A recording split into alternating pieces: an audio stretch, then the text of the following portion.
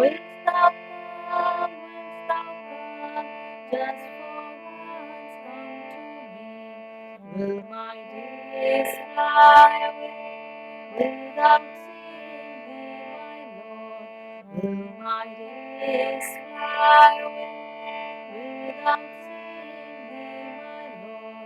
Night and day, night and day, I look for thee, night and day.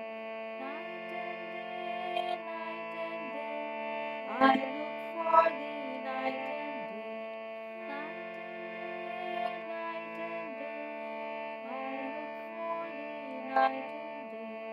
Night and day, night and day, I look for thee, night and day. Door of my heart, open wide I keep for thee. Door of my heart.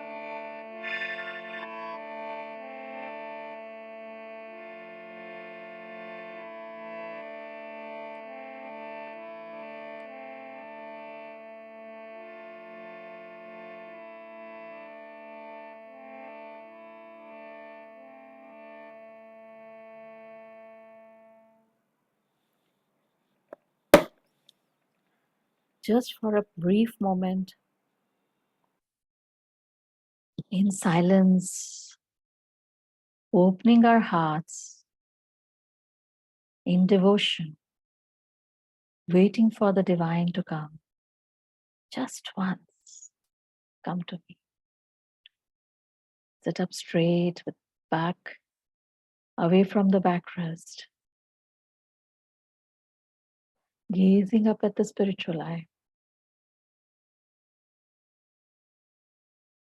offering heart's energy up into the spiritual eye at the feet of the divine.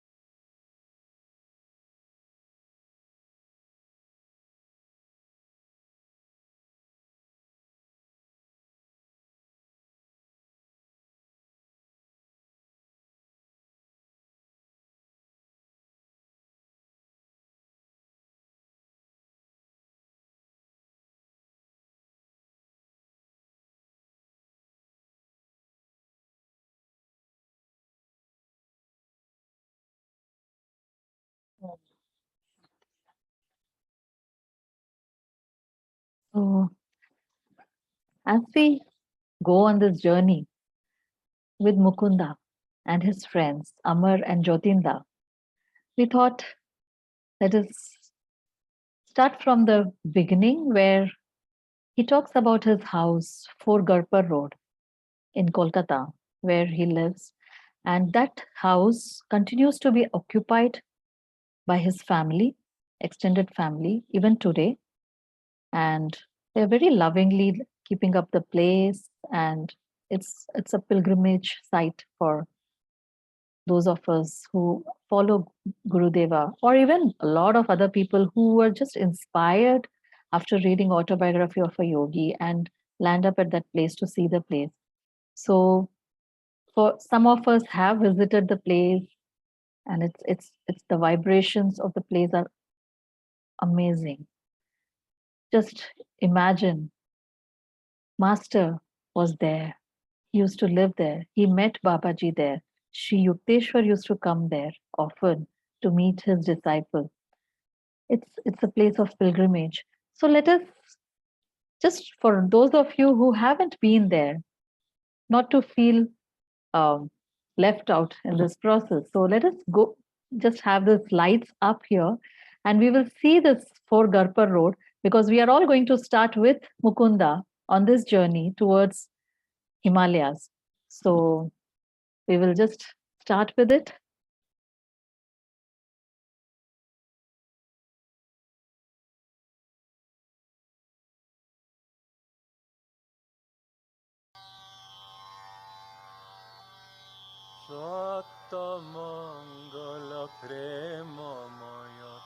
This is the house. This one.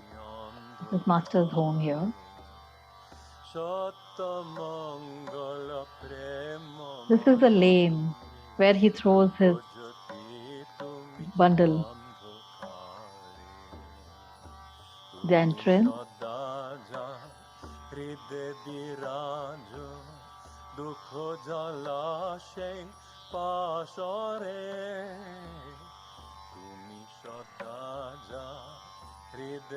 That's his father. This is the attic room.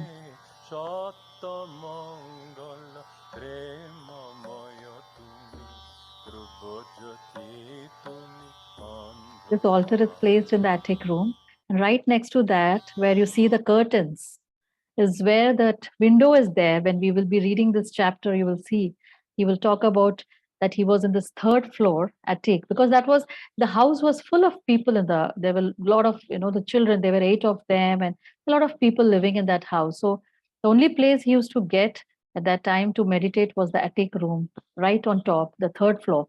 And when he tells his friend to come and meet him in the carriage, he makes a bundle. And when you see that altar, right next to that is a window, he throws his bundle from there and then runs down and goes and picks up from that lane that we all saw just now. He picks up his things, and then they go on this adventurous journey. So let us all start, now that we know where we started, let us all join Mukunda in his journey.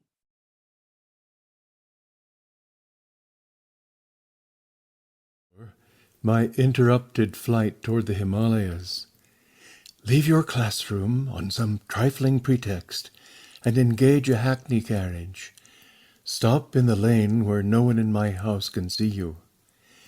These were my final instructions to Amar Mitar, a high school friend who planned to accompany me to the Himalayas. We had chosen the following day for our flight. Precautions were necessary, as Ananta exercised a vigilant eye. He was determined to foil the plans of escape which, he suspected, were uppermost in my mind. The amulet, like a spiritual yeast, was silently at work within me. Amidst the Himalayan snows, I hoped to find the master whose face often appeared to me in visions. The family was living now in Calcutta, where father had been permanently transferred. Following the patriarchal Indian custom, Ananta had brought his bride to live in our home, now at 4 Gurpar Road. There, in a small attic room, I engaged in daily meditations and prepared my mind for the divine search. The memorable morning arrived with inauspicious rain. Hearing the wheels of Omar's carriage in the road, I hastily tied together a blanket, a pair of sandals, Lahiri Mahashai's picture, a copy of the Bhagavad Gita, a string of prayer beads, and 2 loincloths. This bundle I threw from my 3rd-story window. I ran down the steps and passed my uncle buying fish at the door. "What is the excitement?" His gaze roved suspiciously over my person. I gave him a non-committal smile and walked to the lane. Retrieving my bundle, I joined Amar with conspiratorial caution. We drove to Chandni Chowk, a merchandise center. For months we had been saving our tiffin money to buy English clothes. Knowing that my clever brother could easily play the part of a detective, we thought to outwit him by European garb. On the way to the station, we stopped for my cousin, Jotin Ghosh, whom I called Jatinda. He was a new convert longing for a guru in the Himalayas. He donned the new suit we had in readiness. Well camouflaged, we hoped, a deep elation possessed our hearts. All we need now are canvas shoes. I led my companions to a shop displaying rubber-soled footwear. Articles of leather gotten only through the slaughter of animals must be absent on this holy trip.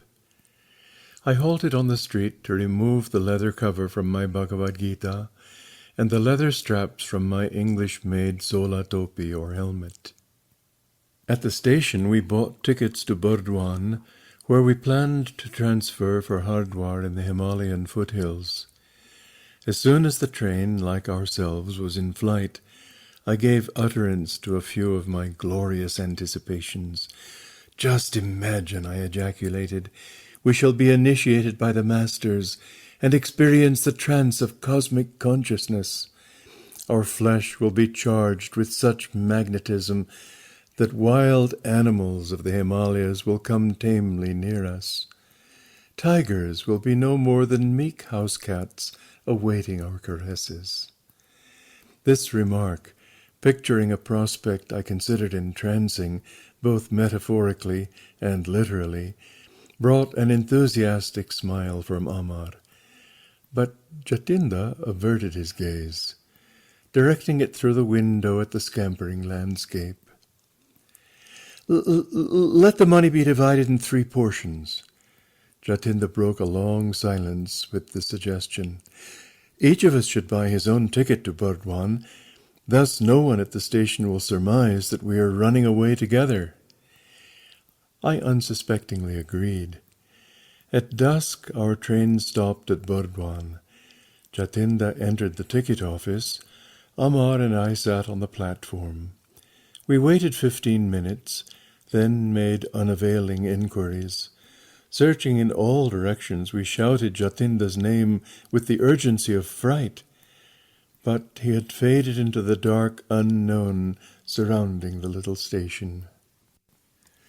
I was completely unnerved, shocked to a peculiar numbness, that God would countenance this depressing episode. The romantic occasion of my first carefully planned flight after him was cruelly marred. "Amar, we must return home." I was weeping like a child. "Jatinda's callous departure is an ill omen. This trip is doomed to failure." "Is this your love for the Lord? Can't you stand the little test of a treacherous companion?"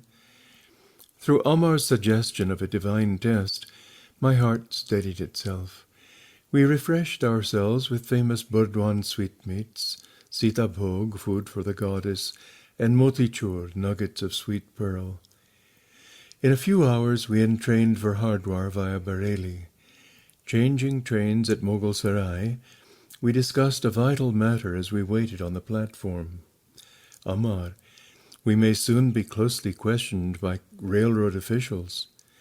I am not underrating my brother's ingenuity. No matter what the outcome, I will not speak untruth." "All I ask of you, Mukunda, is to keep still.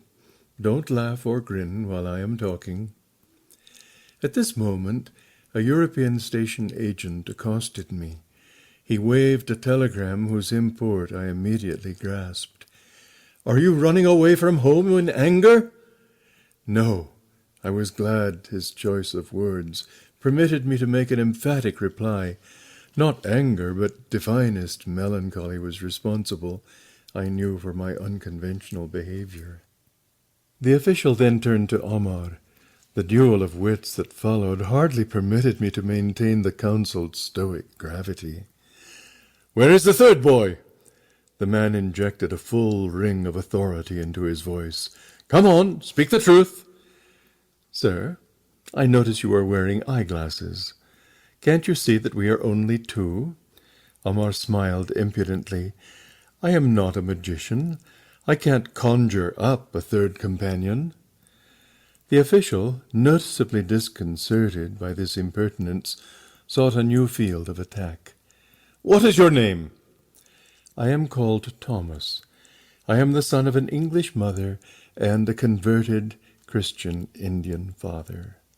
"What is your friend's name?" "I call him Thompson." By this time my inward mirth had reached a zenith. I unceremoniously made for the train which was whistling for departure.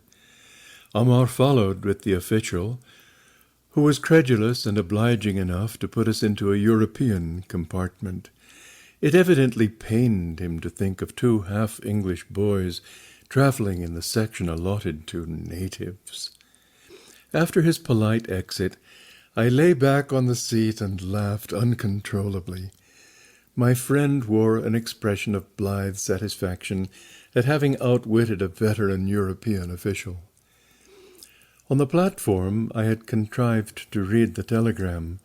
From my brother it went thus: 3 Bengali boys in English clothes running away from home toward Haridwar via Mughal Sarai.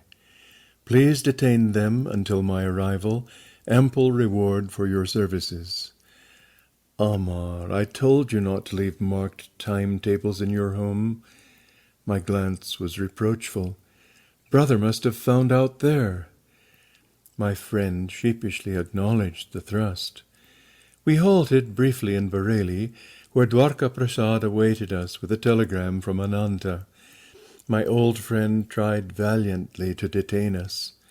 I convinced him that our flight had not been undertaken lightly. As on a previous occasion, Dwarka refused my invitation to set forth to the Himalayas.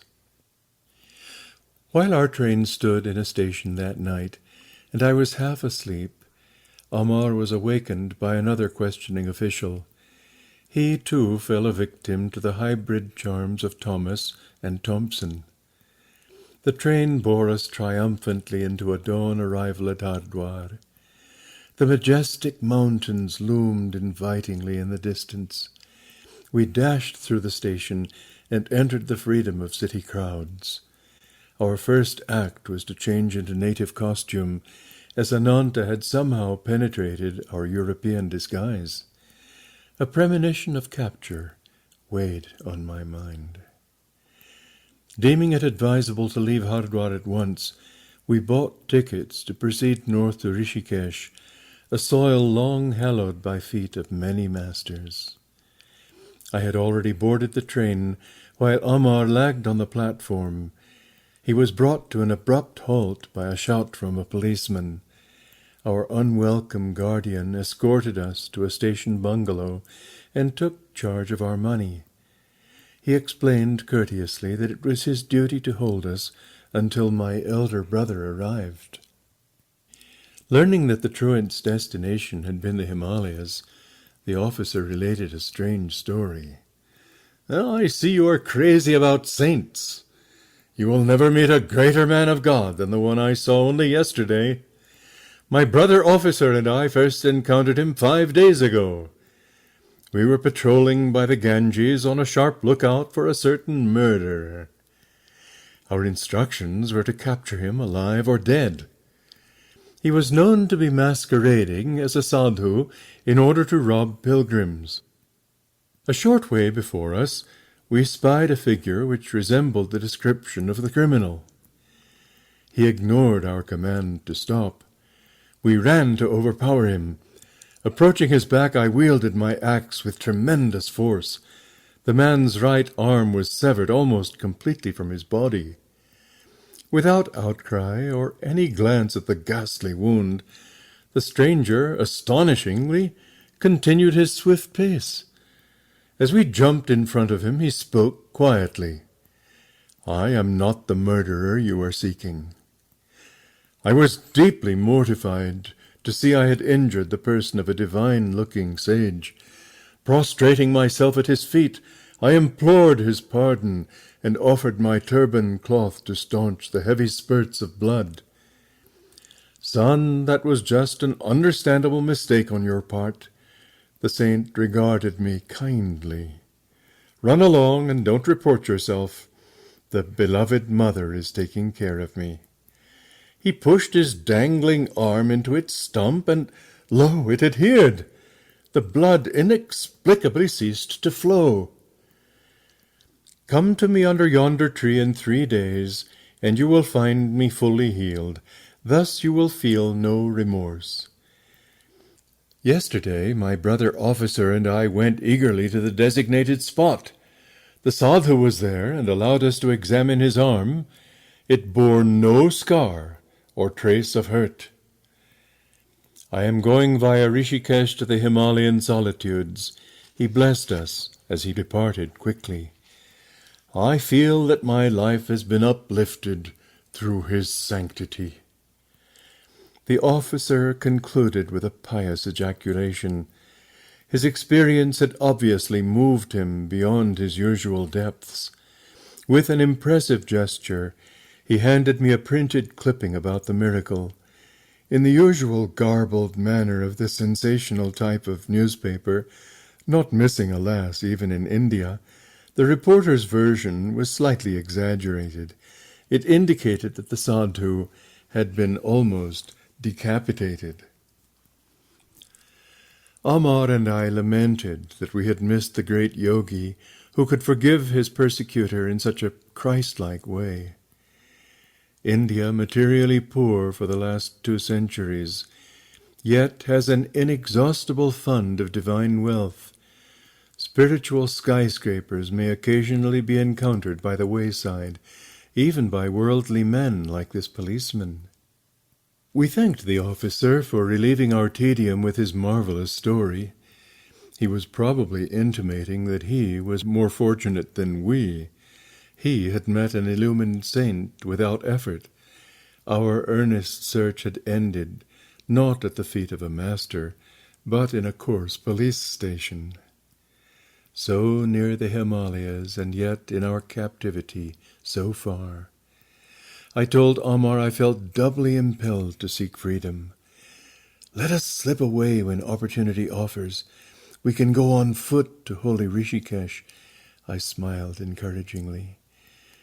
But my companion had turned pessimist as soon as the stalwart prop of our money had been taken from us. If we started a trek over such dangerous jungle land, we should finish not in the city of saints, but in the stomachs of tigers. Ananta and Amar's brother arrived after 3 days. Amar greeted his relative with affectionate relief. I was unreconciled. Ananta got no more from me than a severe upbraiding. I understand how you feel. My brother spoke soothingly. All I ask of you is to accompany me to Benares, to meet a certain saint, and go on to Calcutta to visit your grieving father for a few days. Then you can resume your search here for a master.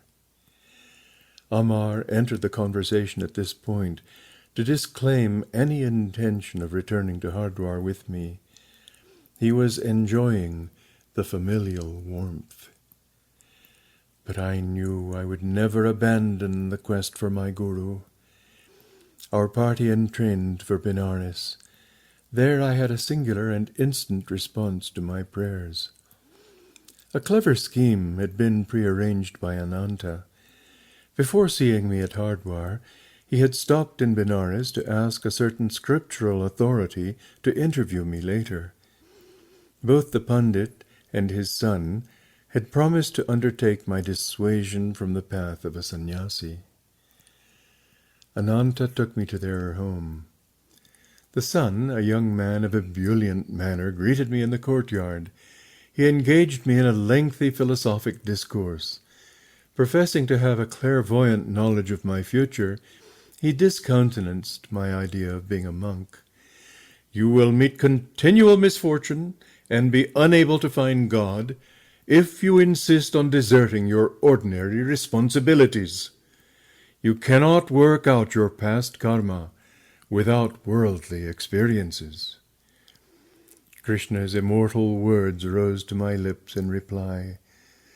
Even he with the worst of karma who ceaselessly meditates on me quickly loses the effects of his past actions. Becoming a high-souled being, he soon attains perennial peace. Arjuna, know this for certain, the devotee who puts his trust in me never perishes. But the forceful prognostications of the young man had slightly shaken my confidence. With all the fervor of my heart, I prayed silently to God. Please solve my bewilderment and answer me right here and now. if thou dost desire me to lead the life of a renunciate or a worldly man. I noticed a sadhu of noble countenance standing just outside the compound of the pundit's house. Evidently he had overheard the spirited conversation between the self-styled clairvoyant and myself, for the stranger called me to his side. I felt a tremendous power flowing from his calm eyes. "Son, don't listen to that ignoramus. In response to your prayer, the Lord tells me to assure you that your sole path in this life is that of the renunciate." With astonishment as well as gratitude, I smiled happily at this decisive message. "Come away from that man!" the quote ignoramus was calling me from the courtyard. My saintly guide raised his hand in blessing and slowly departed. "That sadhu is just as crazy as you are."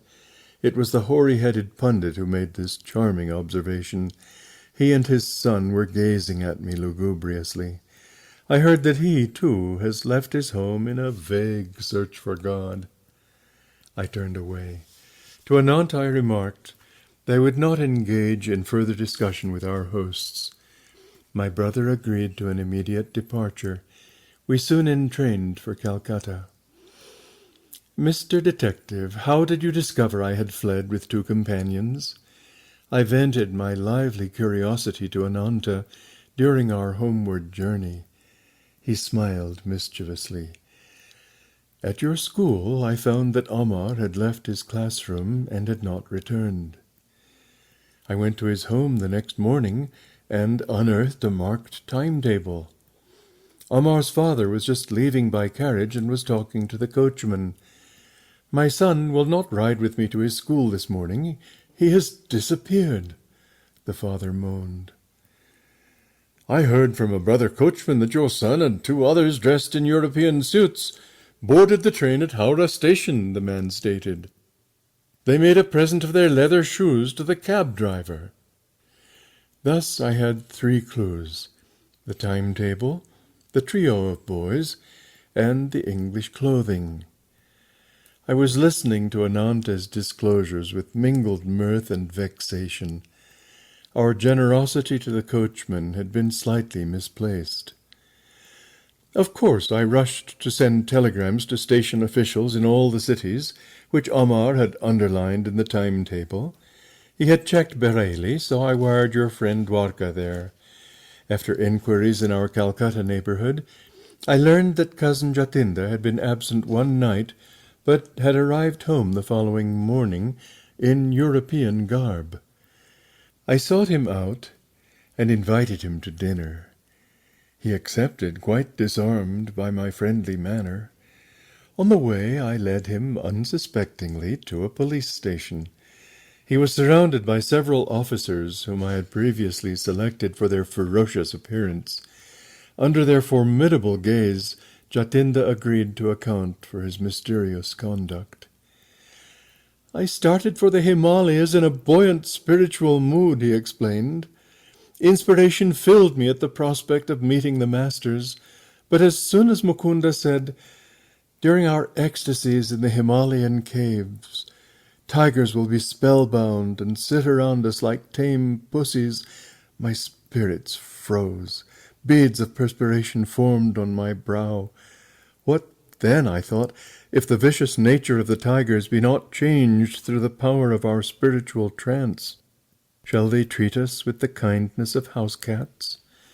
In my mind's eye, I already saw myself the compulsory inmate of some tiger's stomach, entering there not at once with the whole body, but by installments of its several parts. My anger at Jatinda's vanishment was evaporated in laughter. The hilarious sequel on the train was worth all the anguish he had caused me. I must confess to a slight feeling of satisfaction. Jatinda, too, had not escaped an encounter with the police. "Ah, Nanta, you are a born sleuth-hound." My glance of amusement was not without some exasperation. And I shall tell Jatindra I am glad he was prompted by no mood of treachery as it appeared, but only by the prudent instinct of self-preservation. At home in Calcutta, Father touchingly requested me to curb my roving feet until at least the completion of my high school studies. In my absence, he had lovingly hatched a plot by arranging for a saintly pundit, Swami Kebalananda, to come regularly to the house. The sage will be your Sanskrit tutor, my parent announced confidently. Father hoped to satisfy my religious yearnings by instructions from a learned philosopher, but the tables were subtly turned. My new teacher, far from offering intellectual aridities, fanned the embers of my God aspiration. Unknown to Father, Swami Kebalananda was an exalted disciple of Lahiri Mahashai. The peerless Guru had possessed thousands of disciples, silently drawn to him by the irresistibility of his divine magnetism. I learned later that Lahiri Mahashai had often characterized Kebalananda as Rishi, or illumined sage.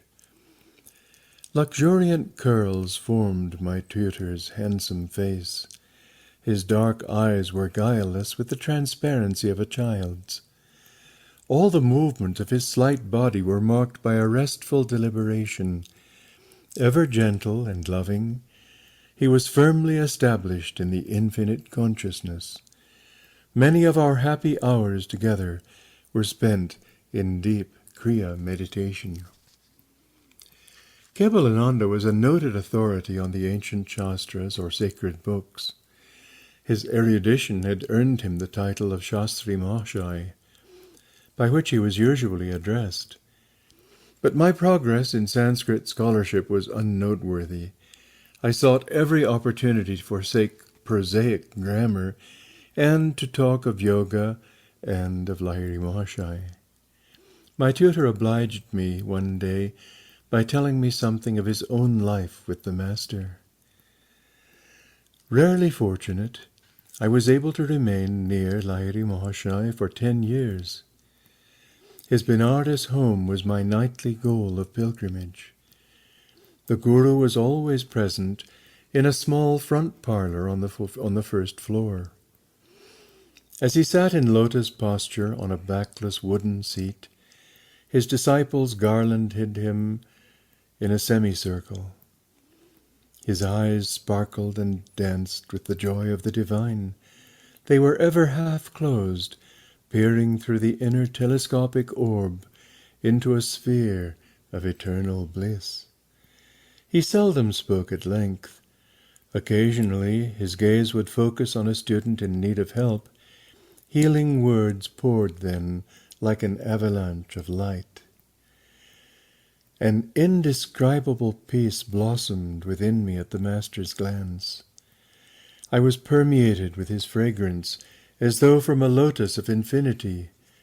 To be with him, even without exchanging a word for days, was experience which changed my entire being.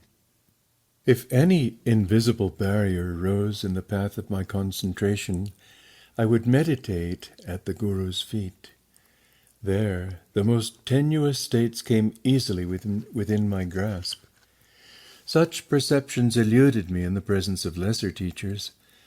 The Master was a living temple of God, whose secret doors were open to all disciples through devotion. Lahiri Mahashai was no bookish interpreter of the scriptures. Effortlessly he dipped into the divine library. Foam of words and spray of thoughts gushed from the fountain of his omniscience. He had the wondrous clavis which unlocked the profound philosophical science embedded ages ago in the Vedas. If asked to explain the different planes of consciousness mentioned in the ancient texts, he would smilingly assent. I will undergo those states and presently tell you what I perceive. He was thus diametrically unlike the teachers who commit scripture to memory and then give forth unrealized abstractions. Please expound the holy stanzas as the meaning occurs to you. The taciturn guru often gave this instruction to a nearby disciple. I will guide your thoughts that the right interpretation be uttered. In this way, many of Lahiri Mahashai's perceptions came to be recorded with voluminous commentaries by various students. The master never counseled slavish belief. Words are only shells, he said. Win conviction of God's presence through your own joyous contact in meditation. No matter what the disciple's problem, the Guru advised Kriya Yoga for its solution. The yogic key will not lose its efficiency when I am no longer present in the body to guide you. This technique cannot be bound, filed, and forgotten in the manner of theoretical inspirations. Continue ceaselessly on your path to liberation through Kriya, whose power lies in practice. I myself consider Kriya the most effective device of salvation through self-effort ever to be evolved in man's search for the infinite. Kebalananda concluded with this earnest testimony. Through its use, the omnipotent God, hidden in all men, became visibly incarnated in the flesh of Lahiri Mahashai and a number of his disciples. A Christ-like miracle by Lahiri Mahashai took place in Kebalananda's presence. My saintly tutor recounted the story one day, his eyes remote from the Sanskrit texts before us. A blind disciple, Ramu, aroused my active pity. Should he have no light in his eyes when he faithfully served our Master, in whom the divine was fully blazing? One morning I sought to speak to Ramu, but he sat for patient hours fanning the Guru with a handmade palm leaf panka. When the devotee finally left the room, I followed him. Ramu, how long have you been blind? From my birth, sir. Never have my eyes been blessed with a glimpse of the sun. Our omnipotent Guru can help you. Please make a supplication. The following day, Ramu diffidently approached Lahiri Mahashai. The disciple felt almost ashamed to ask that physical wealth be added to his spiritual superabundance. Master, the illuminator of the cosmos is in you. I pray you to bring his light into my eyes, that I perceive the sun's lesser glow. Ramu, someone has connived to put me in a difficult position. I have no healing power. Sir, the infinite one within you can certainly heal.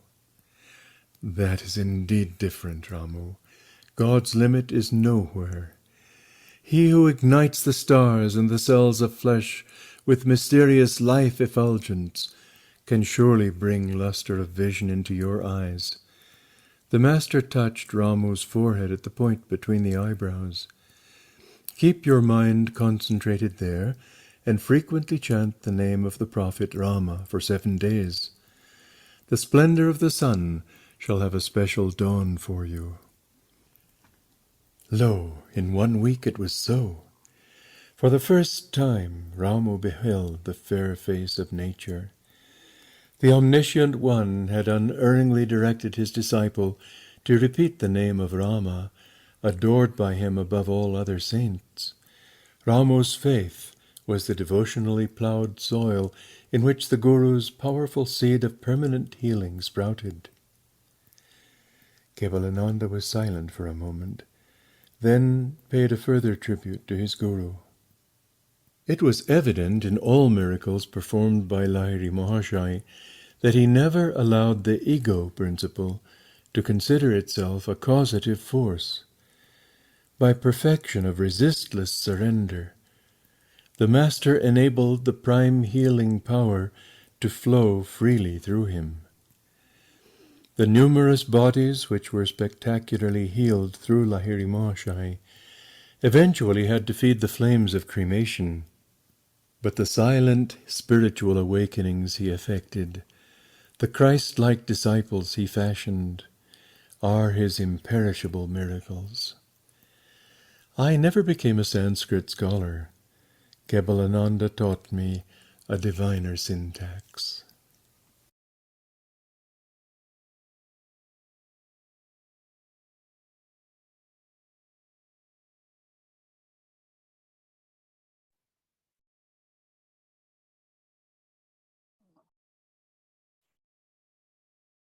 Again, such profound. I mean, it started with the fun trip, but it's so much of profound. There is one very interesting thing. He keeps talking about Christ-like yogi. Whenever he talks about Lahiri Mahasaya, his disciples also. And the interesting fact is, initially he had called Autobiography of a Yogi the Christ Yogis of India, and later on changed the name to Autobiography of a Yogi. So that's a interesting tidbit. So this chapter has many parts that are, very important, very profound. So I invite all of you today, if you have anything to say. I see Amit ji here. So Amit ji, do you want to share something? You can all switch on your videos if you feel like. Yes, Amit ji, do you have anything to share about this chapter? That Yeah. So very this particular chapter, humorous, interesting, yet so much full of divine wisdom. It's really exhilarating, and we are so fortunate to read this. And I will one thing that I will particularly I would like to share here is, and for first time readers it may not may not immediately strike a chord, but then after we become practitioners we realize the power of the words here. So for instance, that particular episode where in the book where Kebalananda ji says that whatever be the disciples' problem, the guru always pointed to Kriya Yoga as its solution. And for the first time readers, they might wonder, and even I wondered, that what, of course, there was a promise, but what it was, we did not know. But after taking Kriya initiations, by practicing Kriya, we know what is that power of those words. And we are so much fortunate that, we are walking on this path. We know, and I'm sure all of you would have experienced that, how Kriya Yoga unfolds the intuition, how Kriya Yoga helps us to commune with God on a day-to-day basis. So, all this philosophy descends into actually our day-to-day life, and how Kriya ultimately dissolves the vrittis. And so, yes, it is an extremely, extremely powerful one single key to unlock all problems. absolutely. Thank you for sharing that. This is really profound. I mean, these are the parts that we really have to keep going back and reading and trying to understand, because it is amazing. And Kriya came back in this age through Lahiri Mahasaya. But when Babaji shared, we will be reading about that later, how it came back after having been lost in the dark ages. And we are lucky to be, chosen to be given the Kriya. Yes. And Vinita, do you have anything to share? Yeah, sure. Uh, the last paragraph that Lahiri Maharaj shared, how he healed Ramu, that was possible only through the uninterrupted flow of the infinite through him. He did not let ego come into the picture. And we too realize the same. Whenever we feel that we are the doer, the task is not accomplished. While when we are attuned to the gurus and God, everything is very simple. Everything is done easily. So that is how he healed. He said that he was not the healer, but the infinite in him could heal everything. That's, I think, something we have to remember always, like since I mean those of us who are on the path, and we are all, most of us are on part of healing ministry also. I think it's very important for us to remember at all times that we are not the healers. Very important, yes. Sanjeev ji, I saw you online and then you switched off. Would you like to share something? So Jayanti, yeah, it's same as what Vinita shared. Yeah. Yeah, means uh, it's like how effectively and easily uh, Larry Mahasaya used to give these profound teachings to the disciples, and even like doing this miraculous thing, a miracle of bringing the vision to his eyes. He says that he does not have any healing power. He attributes it to the God power. And I think this is something we should always remember, that it's God and Guru's power that is flowing through us. And uh, he is the doer, not, we should never think of ourselves as the doer. Absolutely. But two very important things also, and that's given. He mentions, Master has written that Lahiri Mahashaya, by perfection of resistless surrender. I think the more we surrender to the divine, the more the divine is able to flow through us. We can become that open channels through which the divine energy can flow through us, so that the healing can happen. And one more thing that he has written, which is very important for the person who is receiving it also, where he says that the faith, Ramu's faith was the devotionally plowed soil in which the Guru's powerful seed of permanent healing sprouted. Powerful words. His faith was the devotionally plowed soil. It's like constantly you keep plowing it and keep it ready with devotion, with love for the Guru, so that the Guru can make the necessary effects. I think these are very important points for each one of us also. Rather than saying, "Arey, maine to pray kiya, why nothing happened?" What, or why I prayed that this healing happened to me, or so and so, why it didn't happen. I think this is a beautiful thing. The one who is receiving and the one who channeled that energy, both of them have kind of put their egos aside and allowed the divine to play, do what was necessary in that.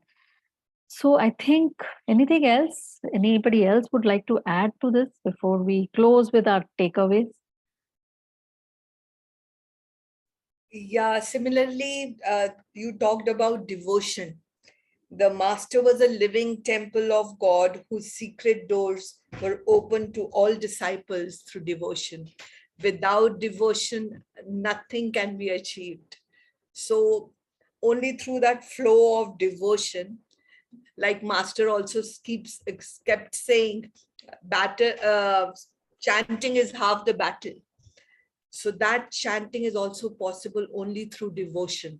When that devotion rises in the heart, then we are able to attune to the God and Gurus, Absolutely. and the flow of energy is possible.